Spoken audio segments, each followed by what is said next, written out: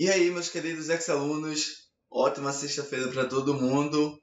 Para quem está assistindo hoje, né, na sexta-feira, para quem não está assistindo na sexta-feira, tenha um ótimo dia, né, uma ótima semana. Espero que esteja todo mundo muito bem.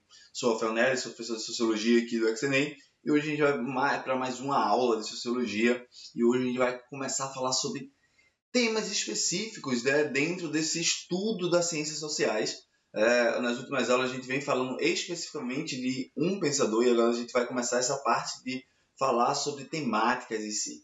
E nada melhor do que a gente começar do começo, claro, falando sobre essa formação dessa sociedade, do indivíduo que faz parte desse âmbito social, né, esse funcionamento desse indivíduo. Como isso acontece? Né?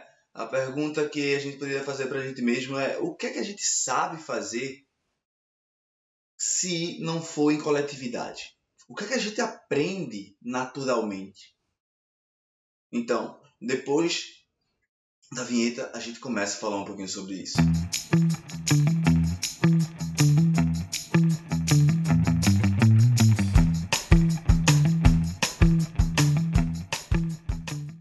Então, galera, processo de socialização, né? Então, isso quer dizer o quê?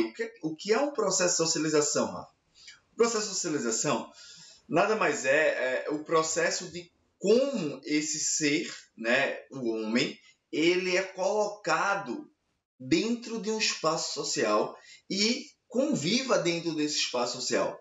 Porque, naturalmente, né, como a gente pensa numa visão animalesca, o homem ele não é um ser social. Por isso que a gente vai dividir sempre a ideia do homem natural, o homem animal, e o homem social, o homem cívico, o homem que existe dentro de uma determinada sociedade. E isso é totalmente diferente, porque o homem animal ele funciona a partir de questões de instintos, né, de vontades, de desejos biológicos naturais. Já o homem em sociedade ele não pode existir dessa forma. Né? O fato, por exemplo, quando a gente pensa, mas Rafa, a gente come. Pô, quando a gente pensa no instinto animal, a ideia de comer é comer de qualquer forma, né? Quando a gente vive em sociedade, a gente tem uma regra de como comer. A gente tem que usar os talheres, a gente tem que usar o garfo, a gente tem que usar a faca do lado certo e tal, tem que usar tal copo. Então, tem todo um processo por trás. Então, quando a gente fala de processo de socialização, a gente fala dessa aprendizagem que nós temos, né, como seres sociais, o funcionamento dentro desse espaço social que nós estamos, que nós dividimos com outros seres, né? E esse processo de socialização ele se dá a partir de um ponto, né, que eu transformo esse ser, né, esse animal, em um indivíduo. E aí é uma coisa que a gente podia analisar, a palavra indivíduo, porque claro que em diferentes significados a gente vai encontrar o indivíduo como algo que tem a sua individualidade, né? O indivíduo como um ser, a ideia de um cidadão. O indivíduo basicamente seria esse ser que está inserido dentro de um espaço social e tem o seu determinamento funcional através de um processo coletivo. Claro, com suas individualidades. Talvez a definição para a gente utilizar hoje seria essa, né? Algo que é colocado a partir de um espaço coletivo com suas individualidades, tá? A questão é, a gente nasce um indivíduo? Não, a gente não nasce um indivíduo, né? A gente nasce um animal, a gente nasce um homem, né? No caso, nós somos sapiens, a gente nasce aquilo. Né? O indivíduo é um processo que vai, ao decorrer do tempo, a gente vai se transformando a partir de uma relação social. Entenda que a gente, para existir como ser humano, como um ser racional, a gente sempre vai depender da existência do outro. Né? O outro, ele me faz pensar. Eu não penso porque eu penso naturalmente. Eu penso porque eu sou levado a uma condição de pensar. E essa condição de pensar, a gente poderia dizer que inicialmente seria, por exemplo, a linguagem, a comunicação. O ato de se comunicar é um ato que desperta na gente o processo da necessidade do raciocínio, né? Talvez a gente não perceba agora, porque a gente fala de uma forma normal, né? Porém, quando a gente está aprendendo uma língua nova, né? A gente está fazendo um cursinho de inglês, está fazendo um espanhol, um francês, sei lá, um alemão, e a gente geralmente faz assim, a gente pensa na palavra, na verdade a gente pensa na mensagem que a gente quer passar, e a gente vai buscando palavras que tenha o significado para transmitir a mensagem que nós queremos. Isso é um processo de raciocínio. Isso é o ato de pensar. E o ato da comunicação é isso, porque eu preciso de um símbolo, né, que passe a mensagem, né, que tenha o significado que eu quero transmitir. Então, isso é um ponto muito importante. A gente só se transforma em um indivíduo, em um ser humano social, em um homem cívico, a partir da nossa convivência com o outro. Quando a gente não tem essa convivência com o outro, a gente apenas continua sendo um animal. A gente apenas continua sendo um animal. Rafa, então quer dizer que a gente nasce, é colocado dentro de uma convivência e a gente vai ter essa convivência aí nas nossas fases iniciais, na nossa infância e acabou-se. A gente não precisa mais de socialização. A gente não precisa mais conviver com o outro. Por mais que seja tentador não conviver com outras pessoas, porque conviver com outras pessoas é difícil, a gente sabe que é difícil conviver com outras pessoas, né? A gente muitas vezes não gosta das outras pessoas. Porém, contudo, todavia, eu não tenho essa possibilidade de deixar de viver com as outras pessoas, porque o ato de me distanciar dessa convivência, ela vai fazer com que eu regrida. Então, essa convivência, esse processo de socialização, é um processo constante que se dá a partir do momento que eu nasço até o momento que eu morro. Né? É um contato constante e contínuo com o outro humano. Isso é um processo de socialização. O contato com o outro, né? Com a instituição, com outro indivíduo e tal. Beleza? Então, quando a gente pensa no processo de socialização, a gente pensa num processo de convivência em sociedade. E essa convivência, ela é duradoura, ela é contínua, ela é constante. Beleza? Mas, Rafa, tranquilo. A gente entende que a socialização ela se dá a partir disso, mas como é que é o processo? Por onde a gente passa? Tá? A gente tem algumas definições sobre essa ideia de socialização, como é que se dá, alguns pontos e tal. Tá? E eu trouxe aqui para a gente, para a aula de hoje, a socialização a partir do pensamento do Emile Durkheim, que é a partir da instituição social, que é o estudo de socialização, onde a gente vai ter uma maior abrangência, né? A gente se baseia muito no estudo do Emile Durkheim, tá? Por mais que a gente tenha outros diversos contextos de socializações, como quando a gente pensa no Albert Elias, quando a gente pensa no Pierre Bourdieu, né? Entre outros, né? O próprio Karl Marx, o próprio Weber também traz essa ideia, mas a gente vai aqui ver essa socialização no contexto do Emile, né? E essa socialização, ela se dá a partir das instituições sociais, tá? Para o Emile, só a partir das instituições sociais. Para os outros, eu também tenho uma instituição social, como eu tenho uma convivência com outro indivíduo de qualquer forma. Beleza? Desculpa.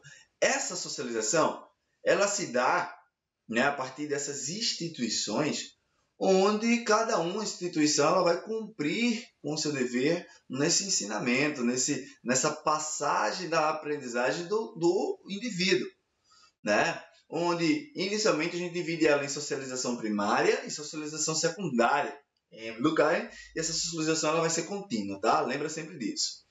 Onde a primária a gente encontra a família e a secundária a gente encontra a escola.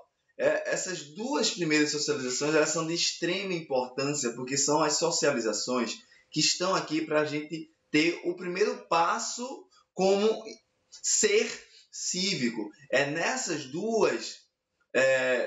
dois processos de socializações que a gente vai aprender os valores morais da minha sociedade inicialmente. A gente começa a aprender o que é certo, o que é errado, né? Como falar, como andar, como se portar.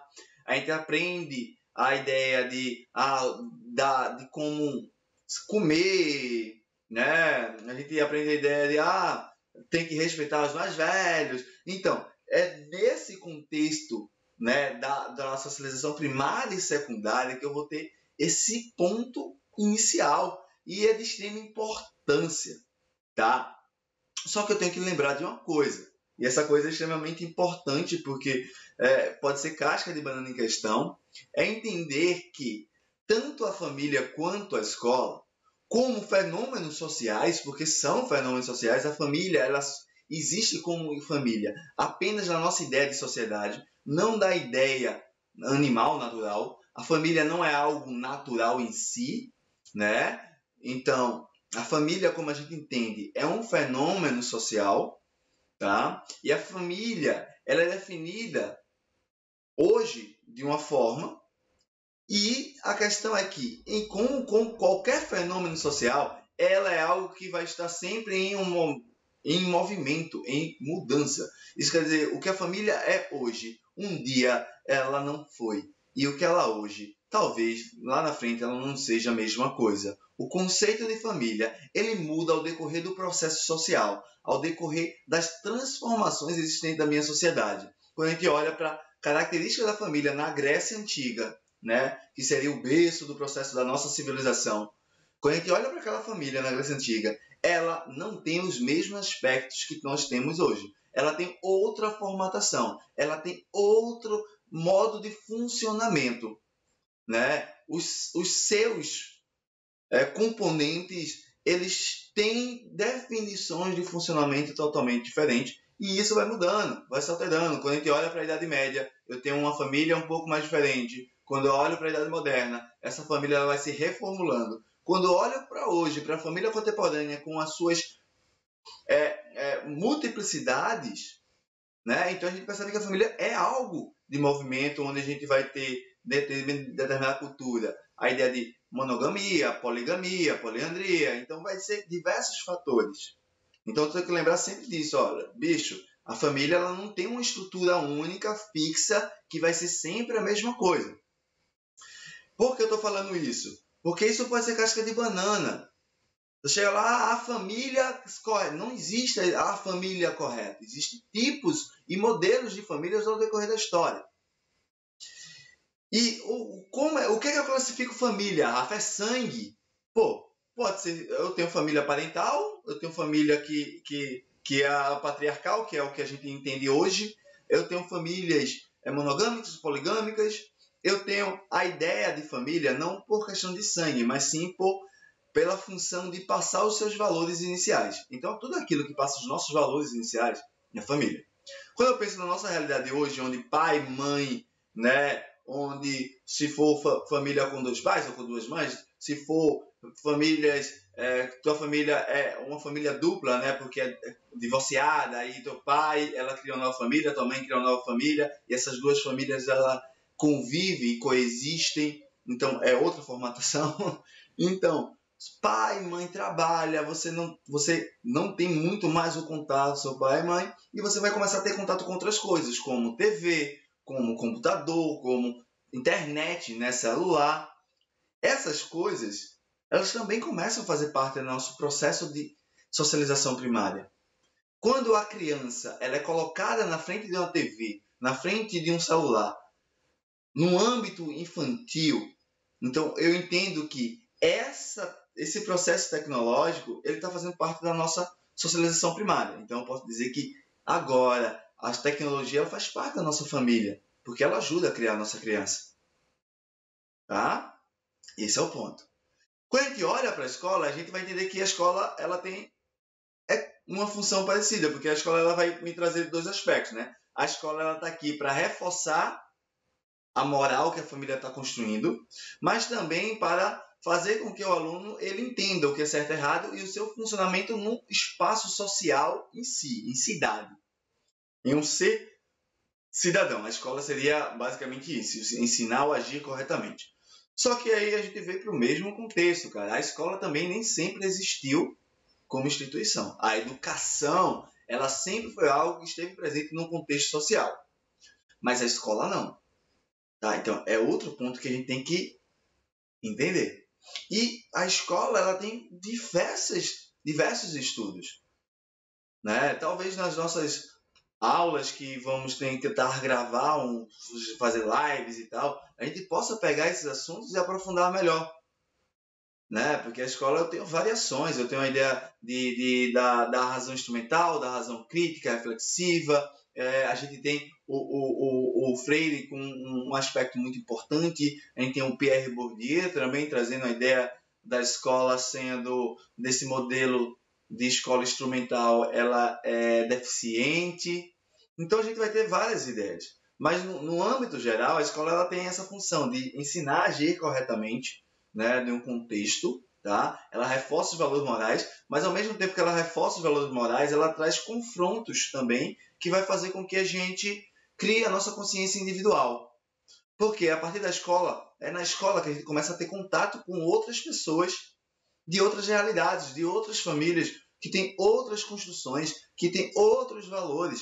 E a gente vai começando a construir a nossa própria consciência individual, né? E a gente vai, ao mesmo tempo, eu estou reforçando essa consciência coletiva aqui dos valores morais, e ao mesmo tempo eu estou criando a minha consciência individual porque eu estou tendo um contato com valores diferentes, né? E a partir disso a gente vai se formando como indivíduo.